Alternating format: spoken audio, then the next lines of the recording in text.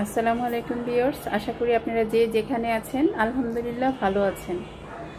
আজকে আমি একটু ভিন্ন রকমের বট রান্না করে নিয়েছি। সাধারণত আমরা বট রান্না করি কড়াইতে মশলাটা কষিয়ে তারপরে রান্না করি। আমি কিন্তু আজকে মশলা কষিয়ে রান্না করিনি, আজকে একটু অন্যরকমভাবে রান্না করেছি। তাহলে রান্নাটা দেখে আসি। আজকে আমি ভিন্ন রকমের বট রান্না করে নেব, তাই বট আমি কড়াইতে দিয়ে দিয়েছি আর অল্প করে হলুদ দিয়ে দিচ্ছি। এখন আমি পানি দিয়ে দিব এটা সিদ্ধ হওয়ার জন্য, হালকা সিদ্ধ করব। বলক এসে গেলেই আমি বটগুলো নামিয়ে ভালো করে ওয়াশ করে নিব। বটটা বলক এসে গেছে, এখন আমি নামিয়ে ভালো করে ওয়াশ করে নিব। বটগুলো ধুয়ে নিয়ে আসছি। একটি টমেটো কেটে রেখেছি, অনেকগুলো পেঁয়াজ কেটে রেখেছি আর কয়েকটি মরিচ কেটে রেখেছি। পেঁয়াজগুলো আমি একটু মোটা করে কেটেছি। তেজপাতা, একটা দারচিনি ভেঙে নিয়েছি আর 2টি এলাচ দিয়ে দিচ্ছি। স্বাদ মতো লবণ দিয়ে দিচ্ছি, হলুদের গুঁড়া দিয়ে দিয়েছি, ধনিয়ার গুঁড়া, জিরার গুঁড়া, 1 চামচ মরিচের গুঁড়া, সামান্য পরিমাণের মাংসের মশলা দিয়ে দিচ্ছি, তেল। এখন ভালো করে মেখে নিচ্ছি।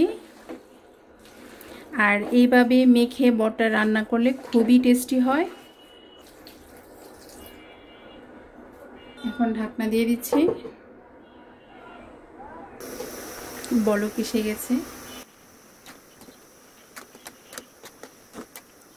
এখানে আরেকটি কথা, আমি আদা রসুন দেওয়ার সময় ভিডিওটা অন ছিল না, তাই আমি এটা দেখাতে পারিনি।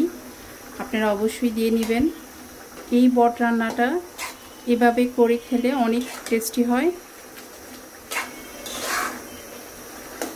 আজ বড় বড় করে পেঁয়াজ কেটে দিয়েছি, এই পেঁয়াজটা কিন্তু গলে যাবে, এই জন্যই আমি বড় বড় করে পেঁয়াজ কেটে দিয়েছি।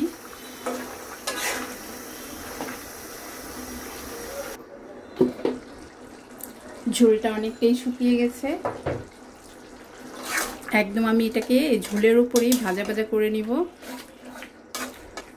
দেখতে পাচ্ছেন আস্তে আস্তে তেলগুলো ছেড়ে দিচ্ছে, কালারটা অনেক সুন্দর হয়েছে। এখন আমি আর ঢাকনা দিব না, বারবার এভাবে নেড়ে চেড়ে এটাকে ভেজে নিব। আর বটের কিন্তু একটা খারাপ একটা স্মেল হয়, সেই স্মেলটা যেন না হয় প্রথমে আমি সিদ্ধ করে নিয়েছি। দেখতে পাচ্ছেন অনেকটা শুকিয়ে গেছে। এই তেলটার উপর আমি এটা ভালো করে ভেজে নেব। এইভাবে বট রান্না করলে বেশি করে পেঁয়াজ দেওয়ার চেষ্টা করবেন। বেশি করে পেঁয়াজ দিলে বটটার টেস্ট অনেক ভালো হয়। এইভাবে রান্না করলে পেঁয়াজটা একটু বেশি দেওয়ার চেষ্টা করবেন। আর আপনারা দেখতে পাচ্ছেন আমার পেঁয়াজ বড় করে পেঁয়াজগুলো কেটে দিয়েছি। পেঁয়াজগুলো কিন্তু অনেকটাই গলে গেছে, শুধু 2-1টা করে দেখা যাচ্ছে, এগুলো ভাজতে ভাজতে গলে যাবে।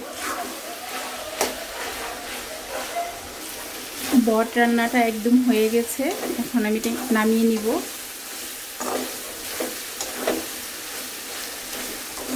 এইভাবে বট রান্না করলে কিন্তু ভাতের শর্ট পড়ে যাবে।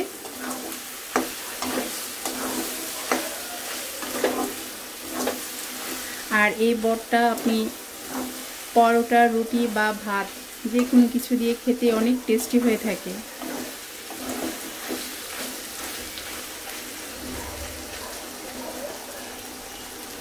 রান্নাটা হয়ে গেছে, এখন আমি নামিয়ে নিচ্ছি।